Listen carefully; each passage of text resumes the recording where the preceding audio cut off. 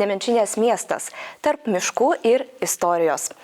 Nemenčinės miestas yra vienintelis miestas Vilniaus rajone ir šiandien plačiau apie tai pakalbėsime mūsų laidoje. Su manimi yra Vilniaus rajono meras Roberta Duchnevič ir Nemenčinės miesto seniūnas Artur Komarovski. Sveiki, laba diena. Sveiki. Mere, jei galėtumėte pakviesti visą Lietuvą ar svečius iš užsienio, tai kur pirmiausia nuvestumėte tuos svečius ir ką parodytumėte? Tai nuvešiu pas seniūną, o šiaip parodyčiau galbūt mūsų puikią gamtą, tai Gėlos ežerą ir miškus aplinkui. O seniūnas ką parodytų, kuom pasigirtų? Seniūnas prie bažnyčios gal privestų, ten jau sutvarkyta teritorija, tai galimas geras nuotraukas išėjęs. Taip, puikus parkas, taip. Taip, gražu yra. Seniūne, koks buvo jūsų pirmasis įspūdis apie Nemenčinę, kai pradėjote dirbti Nemenčinės miesto seniūnu? Pirmas įspūdis apie Nemenčinę pasirodė, kaip gimiau. Tada dar gimdyvo namai kažkada buvo šitam mieste. O šiaip, kaip atėjau, tai pirmas įspūdis tai buvo iš visos sutvarkymas, apšvietimo. Tai tiesiog aš ten gyvenu ir žinau problemas, iš karto prie reikalo priėjau. Beje, apie šviesas. Nemenčinė yra pirmasis Lietuvos miestas, kuris 100% miesto gatvių apšvietimo tinklų pakeitė į energiją taupančius. Mere, kokių infrastruktūrinių pokyčių mieste gyventojai gali tikėtis šiais metais? Gal tokie pagrindiniai projektai?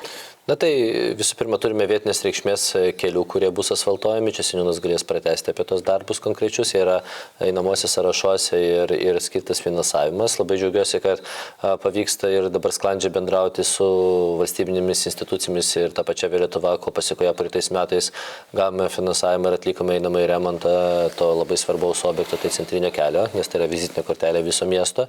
Tai kas mums yra labai svarbu, toliau vyksta projektavimas Nemenčinės krantinės ir tikėtina, kad būtent tai bus uždavinys svarbus sklandžiai jį pabaigti, nes tai yra didelis infrastruktūros objektas, kurį tikrai seniai jau siekia seniai sutvarkyti. Kitas dalykas, tai jau pritarėm, lygtais politikai davė pritarimą ir eisim į pirkimą projektavimo Nemenčinės sporto komplekso, kur jau minėjau ne vieną kartą, kad regioninių lygmenių bus vienas rimčiausių objektų, tai norėtume, kad būtų 50 metrų plaukimo takelių baseinas su plius sporto sale ir panašiai. Ir aplinkui planuojame vystyti nemažą teritoriją, kuri būtų galbūt patraukli ir investuotojams. Bet čia yra labiau planavimo stadijos, kurios irgi užtrunka ne vienerius metus ir tai irgi labai svarbu, bet tas startas yra duotas. O kartu Nemenčinė kaip miestas tai pastoviai yra tvarkomos irgi ir mūsų turimos gatvės, kiemai ir panašiai. Yra sutvarkytas skveras, tai kaip sakau, ta vizitinė kortelė atrodo tikrai simpatiškai.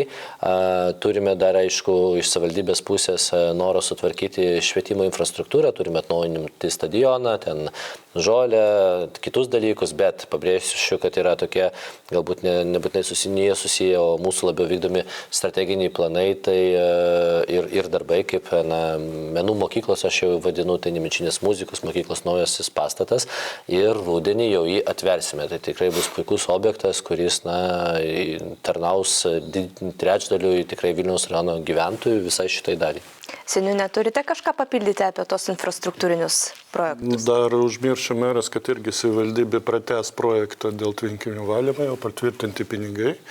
Ten yra gražiai teritorija Nemenčinė, 5 tvenkiniai, 3 mes sutvarkėm, išvalėm dumblą, krantus sutvarkėm ir dabar liko dar 2. Šitie darbai bus pratęsti ir manau jau tuo pačiu vyks projektavimo darbai, kad galėtume, turint techninį projektą, jau prieiti prie gerbūvio sutvarkymo.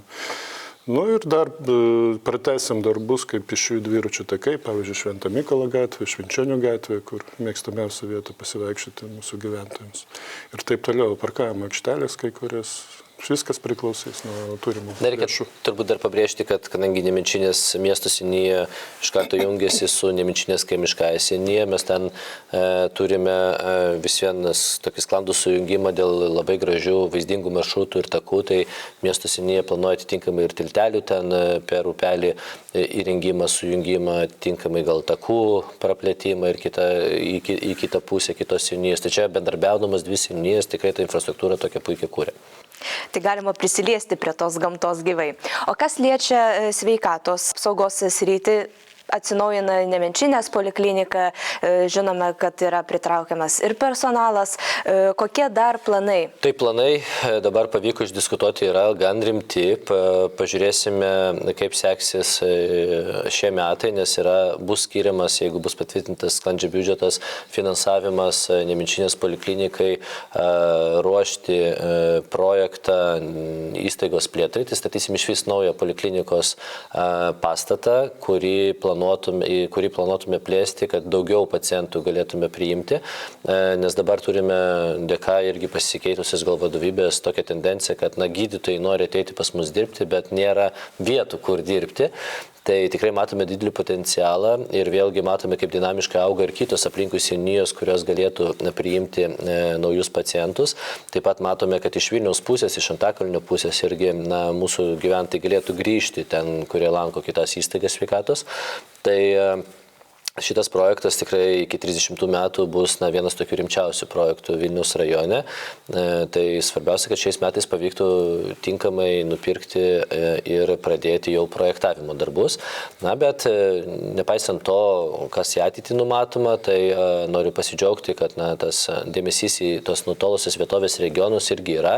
Ir Nemenčinės poliklinika atitinkamai praplėtė paslaugas ir darbo laiką irgi Bezdonyse. Tai ten tikrai gydytoją galima pamatyti dažniau, užsirašyti galima, specialistus galima dažniau irgi pritraukti. Tai tas procesas vyksta, ir tas uždavinys yra, kad mūsų kaimai atitinkamai būtų visi aprūpinti paslaugom. Tai priminsiu dar kartą, kad tarkim Vilniaus rajono poliklinika realizuoja projektą Interrego laimėtą mobilių paslaugų. Tai tikėtina tose vietose, kur labai nutolusios, ten tarkim kalbėsime apie kokius Buivydžius ar panašiai, tai vėlgi bendradarbiaujant su Nemenčinės poliklinika tikėtina paslaugos bus teikiamos ir ten kartą į savaitę atvažiuos kažkokia mobili komanda, galės priimti pacientą ir panašiai. Ir dėl Nemenčinės poliklinikos reikėtų užmiršau pasidžiaugti labai, kad praeitais metais atidarėme reabilitacijos centrą po atnaujinimo turimų patalpų ir tas procentas, kiek analizavome jau besilankančių žmonių, yra labai augantis, plus 180%. Tai ateina ir paslaugos yra tikrai labai reikalingos ir matome labai didelį potencialą. Seniūnė, labai noriu pasakyti, kad Nemenčinės miestas yra judėjimo miestas, kadangi pernai miestas pelnė prezidento apdovanojimą judumo iššūkyje. Tai kaip pavyko įkvėpti gal gyventojus aktyviai dalyvauti iššūkyje? Tas prezidento apdovanojimas yra, kaip sakant, mūsų darbo įvertinimas. Nes kūrėme tą infrastruktūrą, kad galima būtų judėti be automobilio. Pėsčiųjų takai, gamta, taip pat prie tos grupės jungiasi ir aplinkinių gyvenviečių, prie Nemenčinės grupės būtent gyventojai. Šiais metais keliais balsais mes aplenkėm Neringos miestą, bet pabandysim šiemet dar paagituoti žmonės, kad dar aktyviau dalyvautų. Galbūt pavyks išlaikyti tą. Iš esmės, Nemenčinės miestas tai labai sportiškas miestas ir yra ir Vilniaus rajono sporto centras ir sporto mokykla. Gal apie tas dvi įstaigas, gal trumpai, kuom skiriasi šios dvi įstaigos centras ir sporto mokykla? Tai skiriasi labai paprastai. Mokykla yra bendram užimtumui ir bendrai, kad surinkti tam užimtumui ir vaikus ir panašiai. O centras yra jau skirtas profesionaliam sportui. Tai reiškia, ten turi atitikti tinkamus kriterijus, kad būti to centro nariu ir jau būti to profesionalių sportininkų vienoje ar kitoje šakoje. Bet noriu pabrėžti, kad dabar diskutuojame vėlgi dėl ateities, nes matome, kad atitinkamai kažkur gimsta ir tokie konkurencijos nesutarimai įstaigoje, kuri, vienose patalpose įstaigos dvi randasi, tai irgi su dviejų centrų vadovais ir ten specialistais žiūrim koncepciją, galbūt ateityje gimtų siūlymas, bet čia politikai turėtų apsispręsti iš vis atsirasti vienam labai stipriam subjektui, kuris turėtų viską ir mokyklą, ir profesionalų sporto atšakas su atskirų kažkokiu padaliniu ir kartu turėtų, tarkim, tokį padalinį, kuris užsiimtų tais masiniais renginiais, įtraukiant ir seniorus, ir bendrai bet kokį mūsų gyventoją, organizuojant tos tokius masinius renginius, nes, kaip mes matome, tai tikrai tie žmonės, kurie dirba su profesionaliais sportininkais, ir turėtų dirbti su jais. O visas ūkinis dalykas arba tas, kur mums domina užimtumas, jis neturėtų rūpėti jiems. Tai lygtais norėtųsi, kad kiekvienas būtų orientuotas į savo funkcijų atlikimą, o neapkrautas kitais darbais. Tai dėl to dar svarstome, kaip ateityje galima būtų tobulinti tą sritį. Seniūnė, Nemenčinėje per metus vyksta daugiau nei 25 renginiai. Kokie yra tokie pagrindiniai, kokie renginiai yra miesto vizitinė kortelė? Nemenčinėje vyksta renginiai, kuriuos organizuoja savivaldybė, kurie organizuoja Nemenčinės miestas, pavaldžios organizacijos ir bendruomenės. Iš pagrindinių renginių miesto, pavyzdžiui, kuriuos mes su seniūnija organizuojam, tai yra Nemenčinės kaziukas ir eglutės įžibimas. Organizuoja savivaldybė, kaip tik bus Vasario 16. Vasario 16 vėliavos nešimo eisena per Nemenčinės gatvės ir diskoteka bus. Vasario 15 bus koncertas. Tai tikrai kviečiame visus sudalyvauti ir svečius ir iš miesto, ir iš aplinkinių seniūnijų, nes tikrai labai smagiai vasario 15 leidžiam laiką žiemos vakarėlę. O po to turime kitą dieną minėjimą, kaip seniūnas minėjo, šventiniai eisenų irgi po kurios būna koncertas. Ir pabaigai, jeigu reikėtų apibūdinti Nemenčinės miestą vienu žodžiu, tai koks tai būtų žodis? Seniūne, gal nuo jūsų pradėti. Multikultūriškumas, čia daug kultūrų yra, gamta ir tradicijos. Čia jau 3 žodis. Berėjau. Perspektyvus, nes kaip minėjau, mes turime infrastruktūrą dabar suplanuotą tokią, kurie ateityje gali traukti nemažai investicijų, ko šitam regione visam nėra ir tikrai turime puikų gamtos karkasą ir jau jūsų minėta ir sporto infrastruktūra, kitus dalykus, kurie galima išnaudoti ir tai sujungti. Daug labai kas domisi investicijom bendrai į šitą teritoriją, tai aš manau, kad mūsų irgi uždavinys yra efektyviai išnaudoti tai, kad tai būtų naudinga visų pirma mūsų gyventojams, kitas dalykas bendrai ir visam regionui. Merė, seniūnė, ačiū už komentarus, ačiū už įžvalgas. O svečių vardu kviečiu užsukti į Nemenčinės miestą, ten tikrai kiekvienas ras savo veiklos nuo aktyvių užsiėmimų iki kultūrinių renginių. O daugiau apie tai galima sužinoti mūsų socialiniuose tinkluose. Ačiū, kad žiūrėjote. Viso gero.